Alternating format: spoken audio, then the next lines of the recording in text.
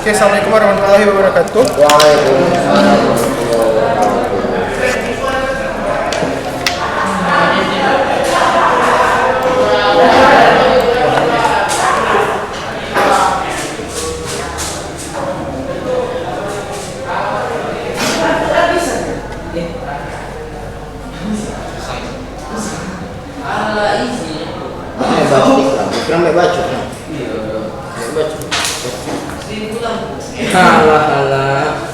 Ini kayak tukar lagi orangnya, enggak? Orangnya baru lagi. Beda resepnya deh. Siapa kemarin yang duduk di depan tuh siapa? Rizky. Besok yang masuk sah. Oh gitu, hari ini beda gitu. Di nomor gitu. Jadi kemarin anak masuk gara-gara hoki. Jempol dan masuk. Oh.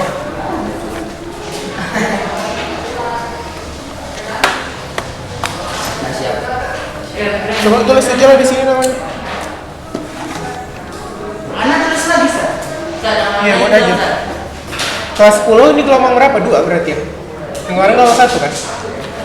Anak kan udah sah. Udah kemarin. Yang ini Orang Rizky. si Farhan, Rizky Setiawan kan? Sodikin. Ya itu yang gelombang berapa? Gelombang 1 ya? Karena di dia ada kan sah. Adalah. Ada. Nama anak Ikram, Sir. Namamu masuk suaminya ya. Si Ikram. Sekarang anak. Keram tak keram? Sekarang kan. Keram. Tulis aja, tulis. Apa sih, Pak? Di sini. Sini. Iya. Oke. Dan ini apa?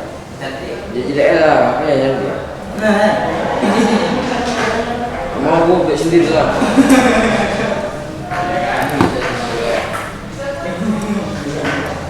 Oke, kita lanjutkan aja materinya. Untuk laporan membaca buku, udah sampai mana di rumah kalian baca? Gak nengok lah. Oh iya. Gak nengok lah. Oh iya. Besok kita ulangan ya. Besok orangnya beda lagi pula ya. Enggak ada, kalau kami masuk terus lah. Maksud saya gini, kan kemarin laporan baca buku kan harusnya 1 bulan 1. Ini kan disisipkan jadi 1 tahun 1. Kan dicicil kemarin perjanjiannya seperti itu ya. Nah ini untuk UH1 itu maksud saya mau tanya aja judul bukunya apa, bab 1 tentang apa, sama kamu kenapa pilih buku itu. Itu aja untuk UH1-nya. Gimana apa aja yang mau ditanyakan sah? Judul bukunya, terus bab 1 bercerita tentang apa, sama alasan kamu kenapa baca buku itu. Karena memotivasi sih. Ya makanya saya tanya Ewan, Mbak Iwan supaya bisa langsung diambil untuk UH1 gitu. Banyak. Udah baca kan di rumah? Belum lah. Bisa langsung diambil yang nilai ya? Anak bukunya bukan kayak buku cerita gitu. Jadi Jadi buku apa? Bukunya kayak bersifat materi. Apa judulnya? Judulnya bagaimana cara membaca pikiran seseorang. Ya boleh, nggak apa-apa. Jadi Irfan baca anak tahu.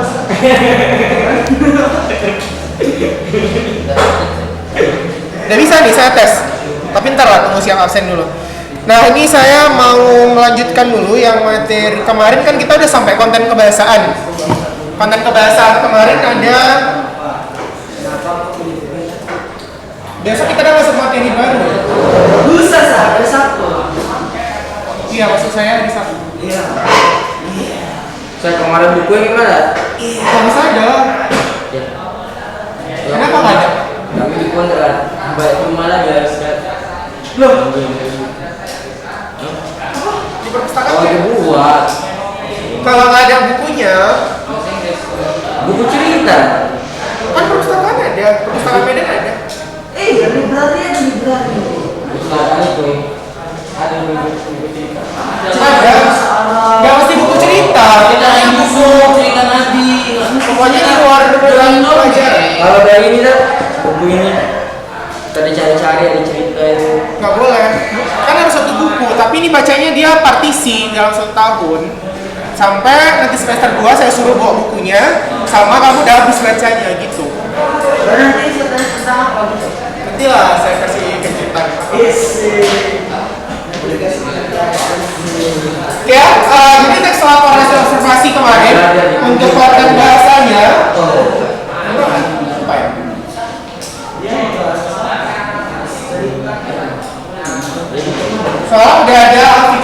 kan yang kita kerjakan. Penting buku ya.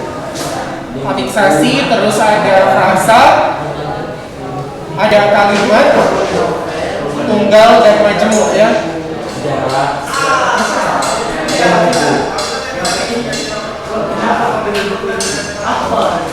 Sama penggunaan konjungsi simpulan. Nah, dari kontennya ada lagi yang mau ditanyakan sebelum kita lanjut ke produksi. Terakhir kita produksi aja langsung buat teks laporan hasil observasi. Kemarin kan untuk afiksasi imbuhan. Imbuhan itu kemarin kita sepakati kalau dia membentuk nomina berarti imbuhannya itu per-an dan ke-an. Kalau dia membentuk verba berarti imbuhannya ber di ter. Keset nggak ke? Kan kemarin nomina kata benda. Kalau frasa berarti gabungan dua kata yang mengisi satu pola. Nah, kalau kalimat tunggal berarti tunggal terdiri dari satu apa kemarin? Kausa atau satu subjek satu predikat. Majemuk atau kompleks berarti ada dua kausa berarti dua subjek tambah dua predikat. Kalau konjungsi simpulan contohnya seperti jadi, oleh karena itu, dengan demikian. Nah, itu contoh konjungsi simpulan. Ingat, kemarin ada kalimat majemuk klausa yang sifatnya dia struktural. Contoh seperti anak yang bertopi kuning dan sepatu biru itu adalah tetangga saya. Simplek apa kompleks nih? Dari kalimatnya. Coba Dit, mana subjeknya? Apa tadi? Mana subjeknya? Subjeknya adalah anak yang bertopi kuning. Sampai situ aja. Hah? Sampai situ aja. Dan sepatu biru. Tetangga saya. Oke, berarti ini adalah ini apa? Predikat. Ya adalah kata kerja definitif berarti digolongkan ke predikat. Yang ini pelengkap. Kenapa pelengkap? Karena dalam kalimat-kalimat definitif atau definisi yang pakai adalah, ialah, merupakan, itu nggak boleh strukturnya dibalik. Misalnya gini, kucing adalah mamalia. Bisa nggak kamu bilang mamalia adalah kucing? Nggak bisa. Maka namanya definisi itu kalimatnya nggak boleh dibalik karena dia sifatnya mengisi pengertian. Jadi dia setelah predikatnya itu adalah pelengkap. Seperti tadi contohnya, kucing adalah mamalia, benar memang, tapi tidak semua mamalia adalah kucing. Kita juga mamalia. Oke, tapi kita bukan kucing. Mana absen? Ada semua? Udah. Sampai mana? Ini. Siapa lagi yang belum? Kamu belum? Ini udah masuk ke grup WA semua kan? Udah. Udah. Berarti ini apa kalimatnya? Tunggal sama majemuk?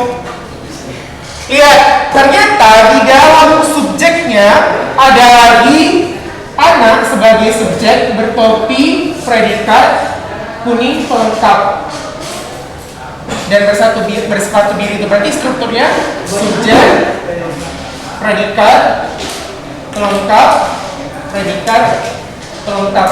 Intinya apa? Sebenarnya intinya cuman anak itu adalah tetangga saya. Itu aja intinya. Yang bertopi kuning dan bersepatu biru itu adalah perluasan subjek namanya. Kenapa perluasan, Ustaz? Karena ada kata yang. Jadi ingat aja, kalau kalimatnya menggunakan kata yang, berarti dia adalah kalimat majemuk atributif atau kalimat majemuk perluasan.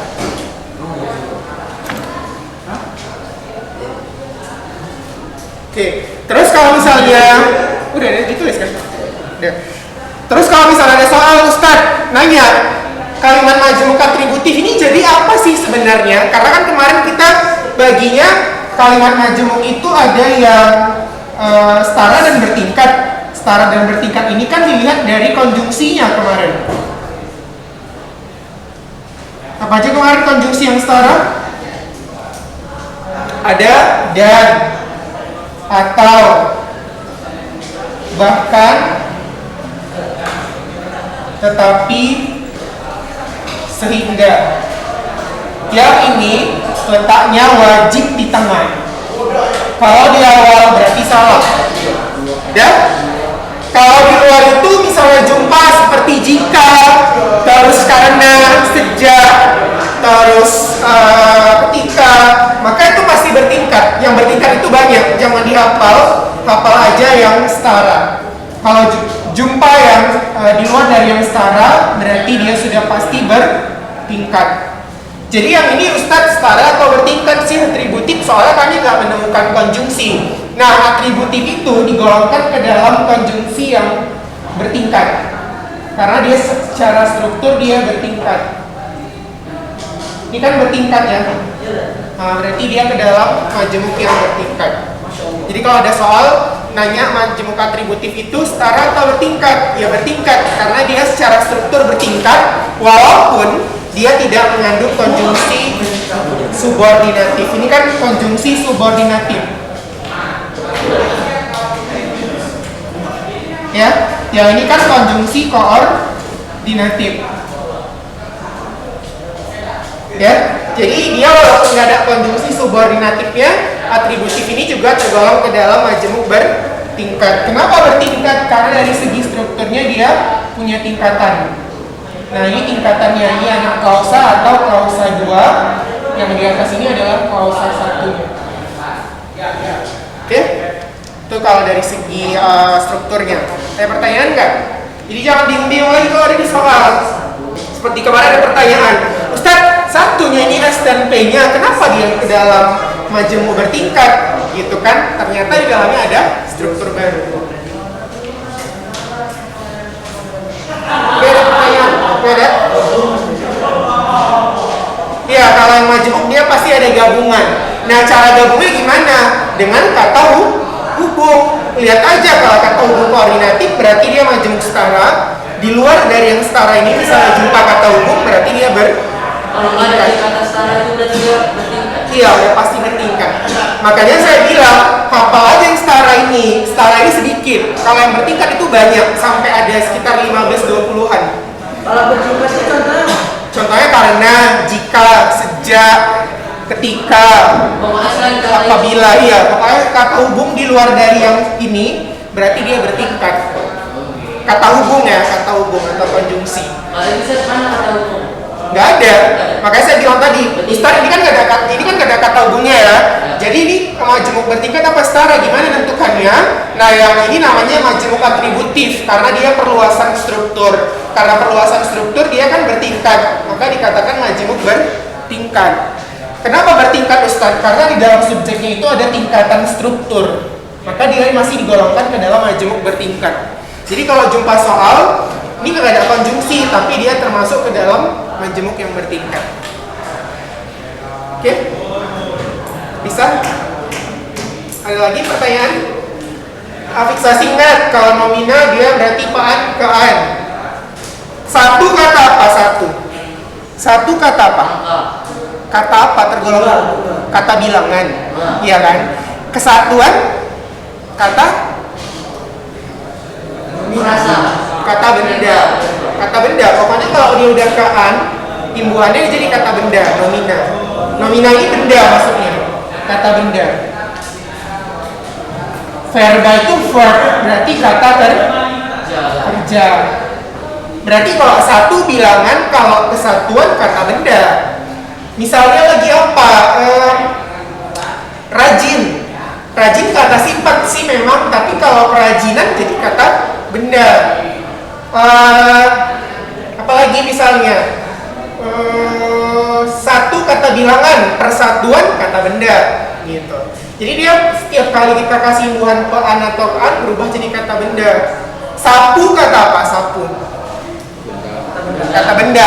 Tapi kalau kita kasih imbuhan menyapu jadi kata kerja, verba. Gitu. Itu makanya dia dibedakan berdasarkan pola fiksasi. Maksud satu klausa dua klausa itu Klausa itu struktur kalimat yang terdiri dari subjek dan predikat. Tahu subjek kan? Tahu predikat kan? Yakin? Nah, kalau dia satu subjeknya satu predikatnya berarti kalimat tunggal atau simpleks. Kalau dia majemuk atau kompleks, dia lebih dari satu atau minimal dua. Contoh, dua subjek ini. iya, dua subjek, dua predikat. Contoh, ketika saya lulus SD, saya mengikuti program pertukaran pelajar. Contoh.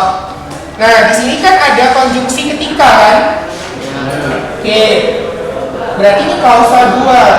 Ini subjek, ini ini subjek, ini mengikuti. Program ini objek ya. Nah, berarti ada berapa subjeknya? Dua kan? Predikatnya ada berapa? Dua. Kata hubungnya apa? Ketika. Ada nggak ketika di sini? Ada. Nggak ada. Berarti dia kalimat majemuk bertingkat. Paham? Maka dikatakan dia dua klausa karena ada dua subjeknya, ada dua predikatnya. Ini berarti klausa satu. Loh, gimana lagi Ustadz cara menentukan klausa? Kemarin udah saya buat cara penulisan konjungsi atau kata hubung. Kalau dia di awal klausa satunya, berarti dia di tengahnya konjungsi klausa 2. Kalau dia dimulai dari konjungsi, berarti diikuti klausa 2, baru klausa 1. Klausa 2 itu apa Ustaz? Anak kalimat. Anak kalimat itu harus ditopang oleh konjungsi. Namanya dia anak. Dia nggak bisa berdiri sendiri. Maka kalau klausa 1 atau induk, dia bisa berdiri sendiri. Makanya dia dikatakan induk kalimat atau inti kalimat. Jadi kalau ada soal, nanya ini intinya apa? Intinya adalah saya mengikuti program pertukaran pelajar. Karena ini klausa 1. Ini kenapa klausa 2 Ustaz? Karena dia ditopang oleh si konjungsi. Gitu dia. Inti kalimatnya adalah klausa 1. Jadi Harus ada kata penghubungnya. ya, selama dia terikat sama kata penghubung berarti dia anak kalimat. Kalau dia berdiri sendiri berarti dia induk atau klausa 1. Kalau ada soal nanya inti berarti dia nanya klausa 1. Gitu. Klausa 1 ini sama dengan inti kalimat. Jadi jangan bingung-bingung kalau di soal ada nanya inti, klausa 1, klausa induk itu sama maksudnya. Cuman beda nama aja.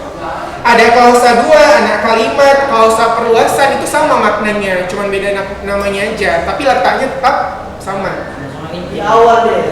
Pokoknya mau di awal mau di tengah, kalau anak kalimat dia ditopang konjungsi. Berarti konjungsi dulu baru apa? Iya, baru anak kalimat. Seperti ini kan kebetulan di awal. Kalau kita tukar jadi di tengah bisa sih. Saya mengikuti program pertukaran pelajar ketika saya lulus SD, berarti kan dia jadi di tengah kan? Gitu. Jadi masuknya bukan di tengah atau di awal, tapi ketika dia diikuti konjungsi maka dia jadi anak kalimat. Gitu ya. Paham? Lumayan lah ya, bisa lah ya. Kalau belum ngerti anggap aja udah ngerti. Ada pertanyaan lagi nggak? Catat dulu boleh lah.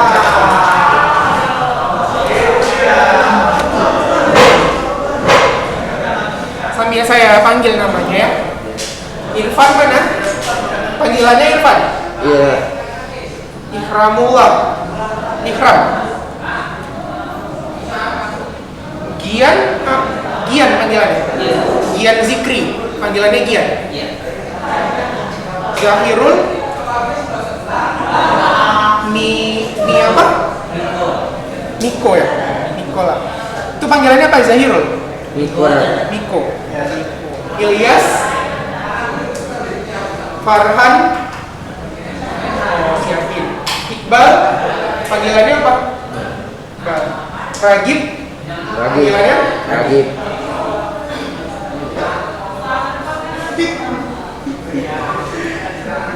Pak ketawa dit. Biasanya kawanmu si Rizky ini sunyi nggak ada kawanmu kan?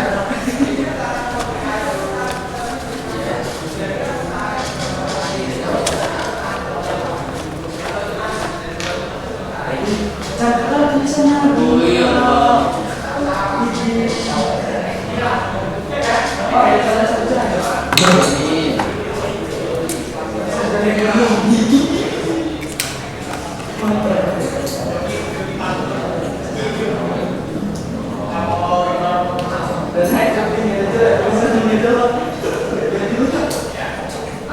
Nampak nggak? Saya berusaha supaya masuk ke kamera gitu. Kalau saya tulis di sana nanti orang yang direkam nggak lihat. Tahu lah.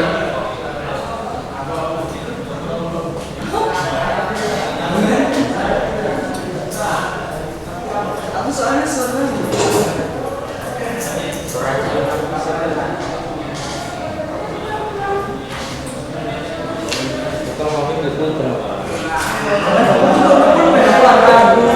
Karena aku minta satu.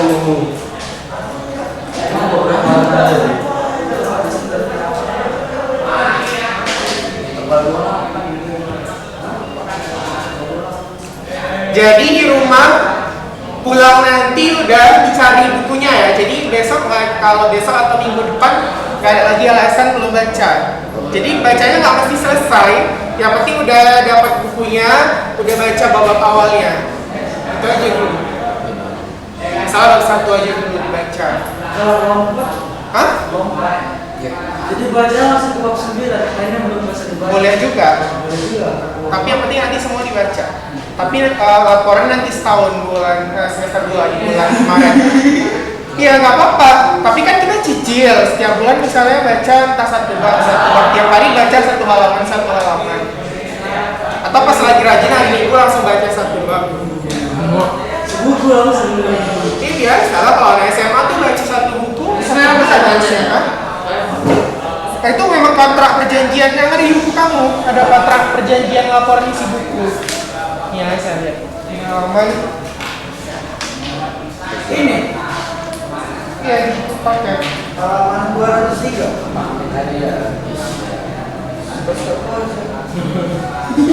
Oh, selesai.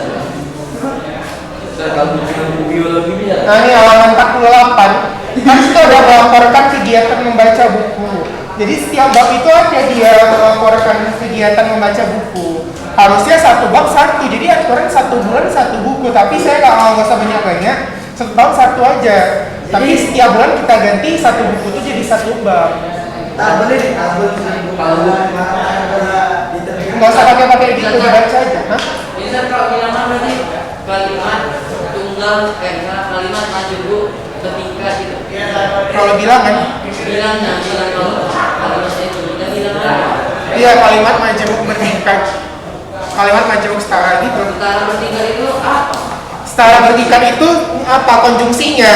Kalau yang setara, dia letaknya harus di tengah, menandakan dia pola kalimat setara. Contoh nih ya, pakai kata tetapi, dia mesti pakai struktur yang seperti ini.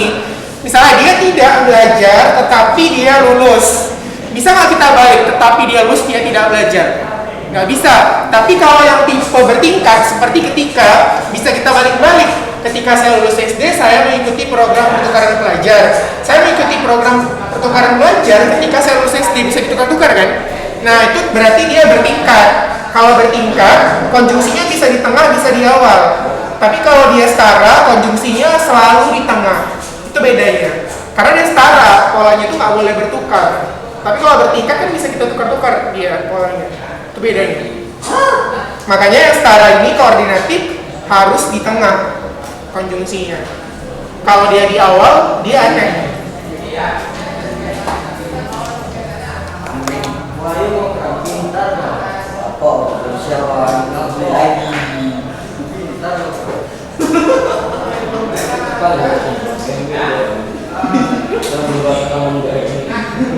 Berbeza.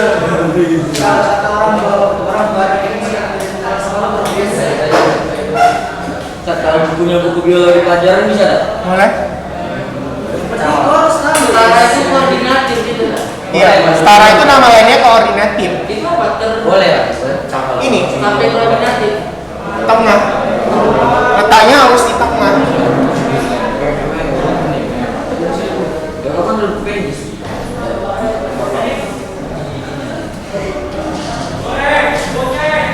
Tengah, kalau tengah, ya aku malah ya. Masukin. Ya.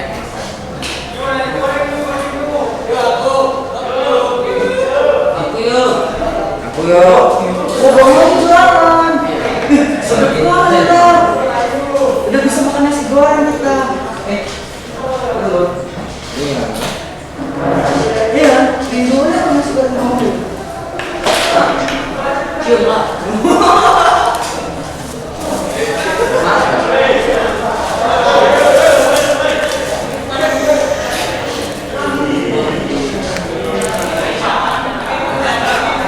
Karena aku pintar. Nasi goreng kamu juga. Goreng. Sama aku kemarin 2,5 dia juga. Ya ini kan beda. Mungkin dia lama minta. Aku beli kan sama bosnya kan. Aku mungkin yang Nah, 7.000 aja dapat 2 bungkus. mahal sih. Hah? Iya. Oke ya, kita udah habis. Itu aja untuk hari ini. Terima kasih. Assalamualaikum warahmatullahi wabarakatuh. Waalaikumsalam.